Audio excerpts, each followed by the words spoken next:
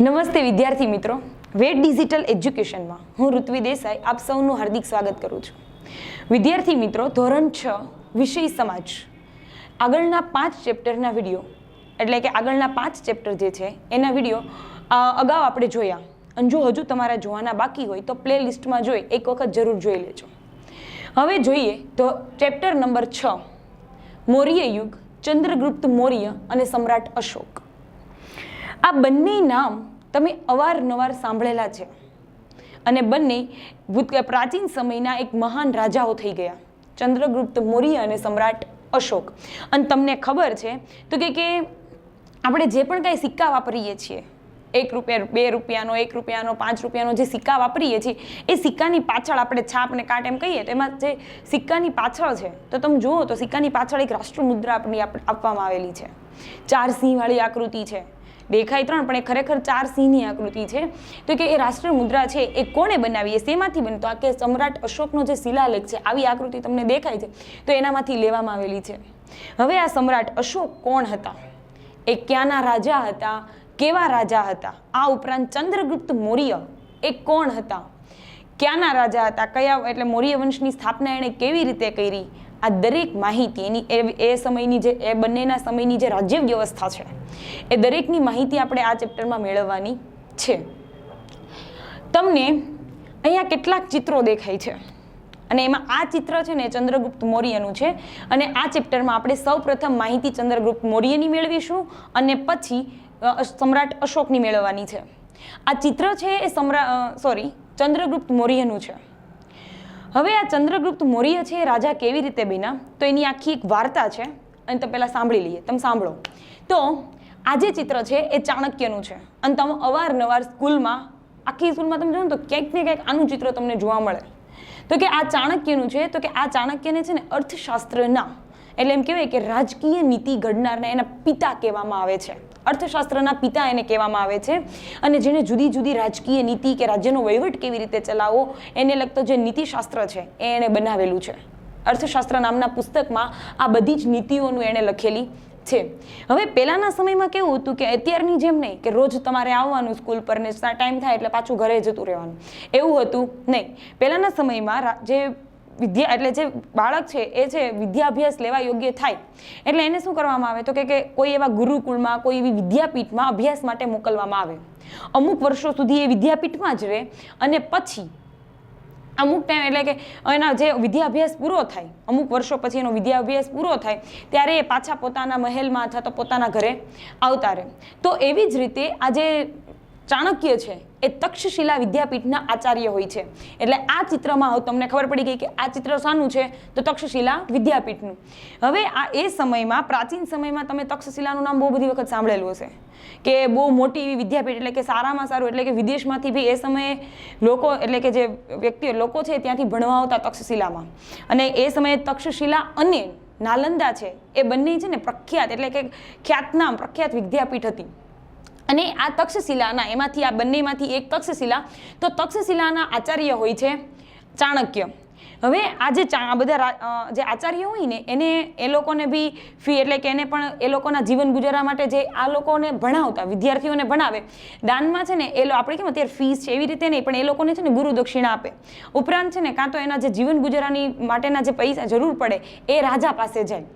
તો આ જે ચિત્ર છે એ ધનાનંદ રાજાનું ચિત્ર છે. તો આ ચંદ્રગુપ્ત મૌર્ય છે એ એક વખત ધનાનંદ રાજા પાસે જાય છે અને ધનાનંદ રાજા પાસે જાય તો ધનાનંદ રાજા છે એ ચંદ્રગુપ્ત મૌર્ય ચાણક્ય છે. ચાણક્ય કોની પાસે જાય છે?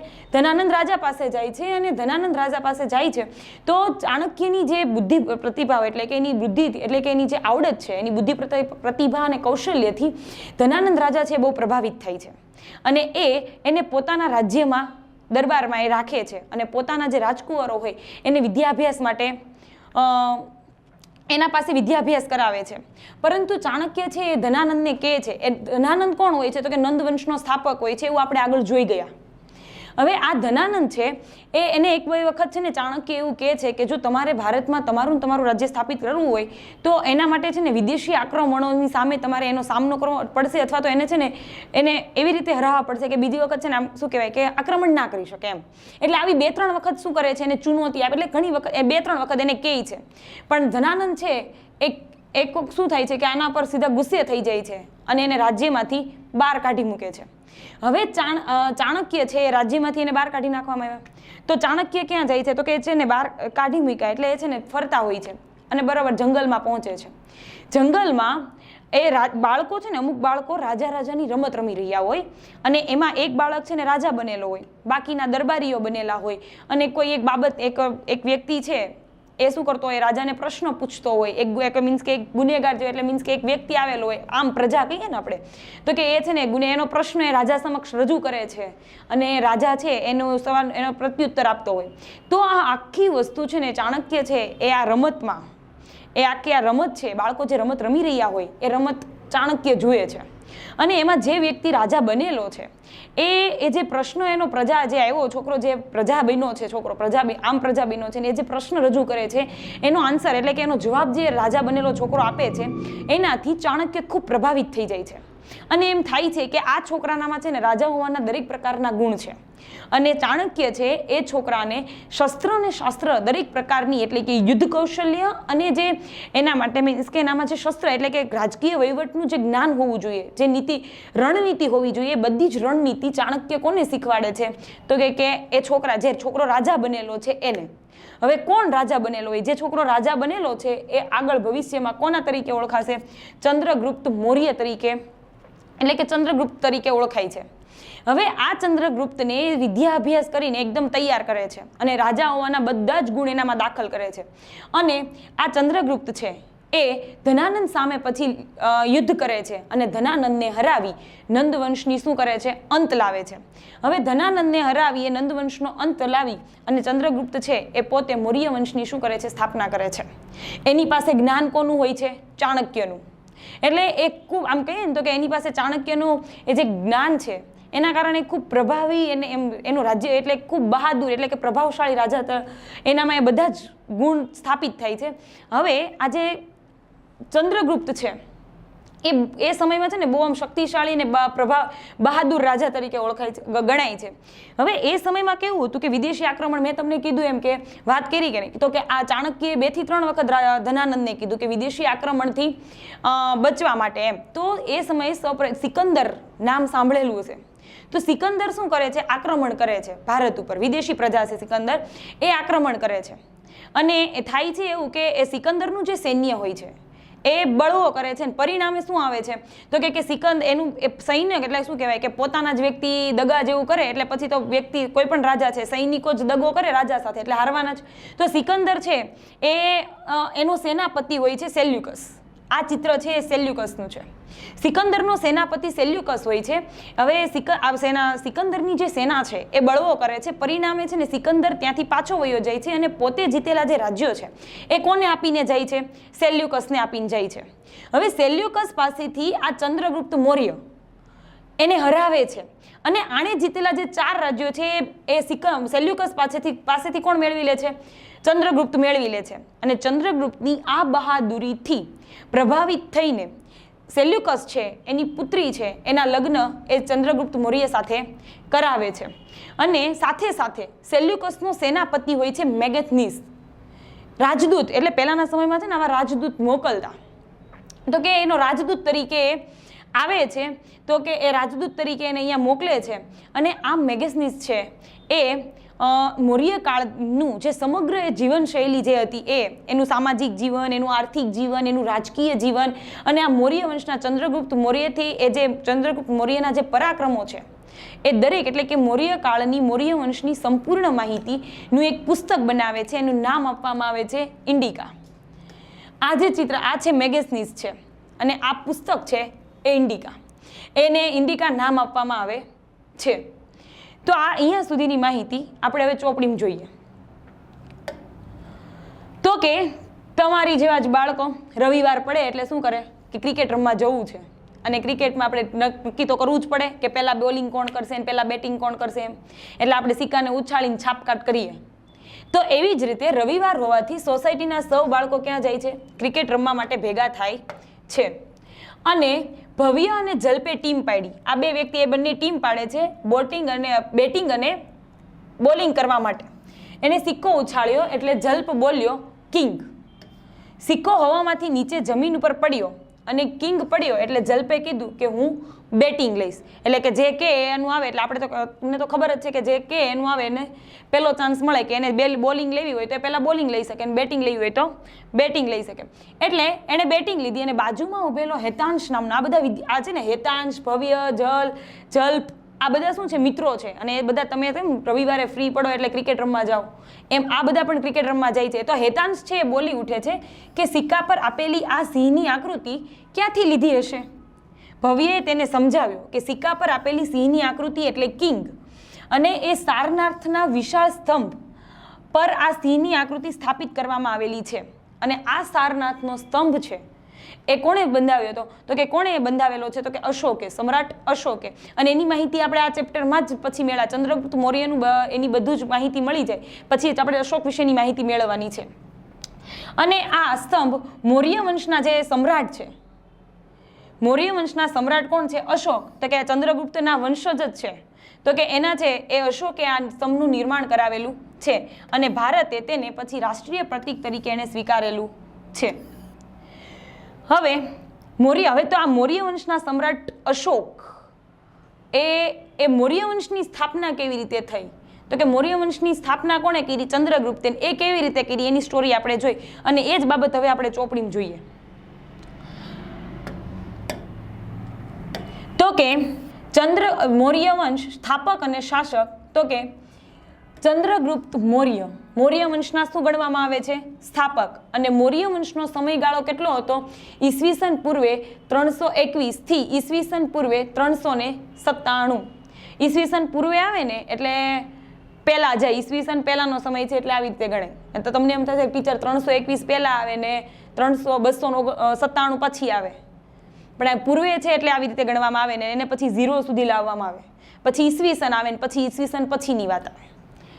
તો બાળપણમાં રાજાની રમત રમતા રમતા ચંદ્રગુપ્તનું હીર પારખીને તક્ષશિલાના કૌટિલ્ય ગોત્રના આચાર્ય વિષ્ણુગુપ્ત એટલે કે ચાણક્ય તક્ષશિલા લઈ જઈને તેને શસ્ત્ર અને શાસ્ત્રોની તાલીમ આપી.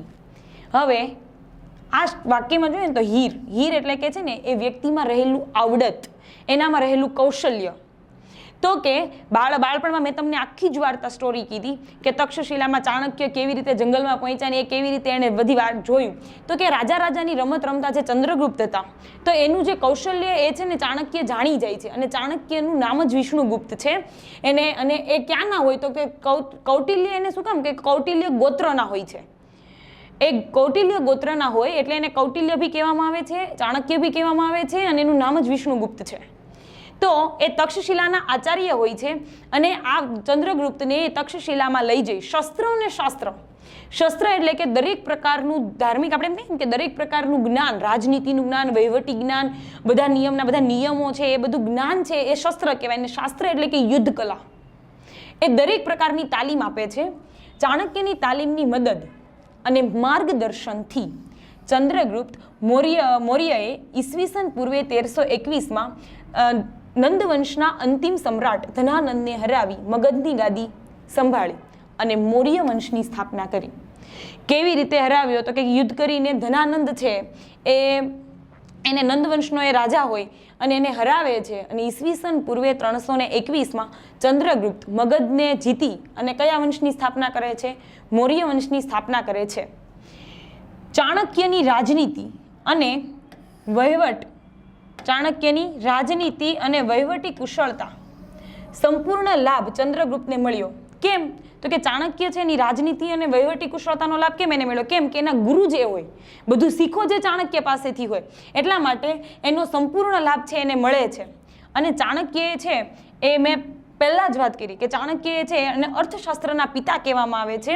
એટલે કે ચાણક્ય દ્વારા લખાયેલું જે અર્થશાસ્ત્ર નામના ગ્રંથમાંથી તે સમયની રાજકીય, આર્થિક અને સામાજિક જીવનની માહિતી મળી રહે છે. એટલે કે ચાણક્ય, તમને ઘણી વખત નાના સવાલ ટૂંકા સવાલમાં પૂછાય કે ચાણક્યએ કયું પુસ્તક લખ્યું, તો કે અર્થશાસ્ત્ર નામનું. હવે આ ચંદ્રગુપ્તની તમામ સિદ્ધિઓમાં ચાણક્ય છે એ મુત્સદી ગીરીવાળા માર્ગદર્શકનો ઘણો મહત્વનો ભાગ ભજવ્યો હતો. એટલે કે ચંદ્રગુપ્ત મૌર્ય છે એના મહાન સમ્રાટ બનવા પાછળનું સૌથી મોટું જો રીઝન, કારણ જો કોઈ હોય તો એ કોણ હતું? ચાણક્ય. એની જે રાજનીતિ હતી, એની જે વહીવટ કરાવવાની જે કળા હતી, એની જે રણ એટલે કે રાજ્યના જે રાજ્યનીતિ એટલે કે રાજ્યને ચલાવવાના જે એના નિયમો હતા, એનાથી ચંદ્રગુપ્ત છે એ ખૂબ સારી એવી સિદ્ધિ પામી શક્યા. અને ગ્રીક રાજા સેલ્યુકસ નિકેતર, આ સેલ્યુકસ નિકેતર કોણ હતો? તો કે સિકંદરનો સેનાપતિ હોય છે. અને સિકંદર કોણ હતો? તો કે વિદેશી પ્રજા છે, એ ભારતમાં આક્રમણ કરે છે. તો કે એ મેં તમને વાત કરી, તો કે એ સિકંદર છે એ અહીંયા એના રાજ્ય આને આપી અને પાછો જતો રહે છે. તો કે સેલ્યુકસ નિકેતર પાસેથી ચંદ્રગુપ્તે 4 પ્રદેશ જીતા. કયા? કાબુલ, કંદહાર, હેરાત અને બલુચિસ્તાન. આ 4 રાજ્ય છે એ કોની પાસેથી એ જીતી લે છે? સેલ્યુકસ પાસેથી એ જીતી લે છે. હવે વિચાર કરો, એ સેલ્યુકસને હરાવે છે, છતાં સેલ્યુકસ છે એના બહાદુરીથી પ્રભાવિત થાય અને ચંદ્રગુપ્તની બહાદુરીથી એ પ્રભાવિત થાય છે. અને એની પુત્રી હોય છે હેલેના. એના લગ્ન એ કોની સાથે કરાવે છે? તો કે ચંદ્રગુપ્ત મૌર્ય સાથે એના લગ્ન કરાવે છે. અને પોતાના રાજદૂત મેગેસનીસ છે એને તેના દરબારમાં મોકલે છે. પાટલીપુત્રમાં રોકાણ દરમિયાન મેગેસનીસ છે એ એક લેખક, મેગેસનીસે એક લખેલું પુસ્તક છે. કયું? તો કે ઇન્ડિકામાંથી મગધ સામ્રાજ્યના પાટનગર અને તેના વહીવટ વિશેની અગત્યની અને આધારભૂત જાણકારી મળે છે. એટલે મેં તમને કીધું કે મેગેસનીસ છે એ મૌર્ય સમય એટલે કે ચંદ્રગુપ્ત મૌર્યના સમયમાં ચંદ્રગુપ્ત મૌર્યના રાજ્યમાં રહે છે. અને એ આખું પુસ્તક જે લખે છે એ કોના આધારે લખે છે? તો કે એ સમયમાં એને એટલે કે ચંદ્રગુપ્ત મૌર્યના સમયમાં જે એની જે રાજ્ય વ્યવસ્થા હતી, એનું જીવન એટલે કે એ લોકોનું સમાજ જીવન કેવું હતું, એની નગર રચના, એ બધી જ માહિતી એ સમય એટલે મૌર્ય વંશની બધી જ માહિતી આ ઇન્ડિકા પુસ્તકમાંથી આપણને મળે છે. બાળ મિત્રો, અહીં સુધી આ ચંદ્રગુપ્ત મૌર્ય એટલે કે મૌર્ય વંશની સ્થાપક ચંદ્રગુપ્ત મૌર્યએ કેવી રીતે કરી એની માહિતી મેળવી. આગળના વિડીયોમાં મૌર્ય સામ્રાજ્યની શાસન વ્યવસ્થા કેવી છે એની માહિતી આપણે મેળવીશું.